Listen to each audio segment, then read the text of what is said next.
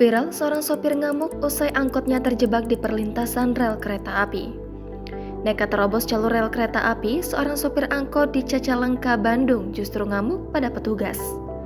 Sopir tersebut ngamuk lantaran angkot yang dikendarainya terjebak hingga tak bisa melewati palang, meski sudah berusaha payah menerobos jalur rel kereta api. Kelakuan sopir angkot tersebut viral di media sosial usai diunggah oleh akun Instagram @terang_media pada Selasa 13 Juni. Dalam unggahan tersebut, tampak beberapa kendaraan bermotor yang sedang berhenti lantaran kereta api hendak melintas. Palang yang biasa digunakan untuk membatasi kendaraan ketika kereta melintas pun sudah diturunkan petugas. Namun dari arah seberang terlihat seorang sopir angkot yang berteriak memarahi petugas.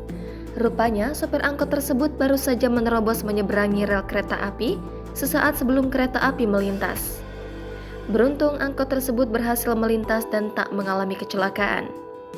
Meski demikian, angkot tersebut tak bisa melanjutkan perjalanannya lantaran palang yang masih ditutup oleh petugas. Tampaknya hal tersebutlah yang membuat sopir angkot kesal. Sambil beranjak turun dari angkotnya, ia tampak mengungkapkan rasa kesal sambil menunjuk petugas. Tak mendapatkan balasan dari petugas, sopir tersebut kembali masuk dalam angkotnya saat kereta api melintas.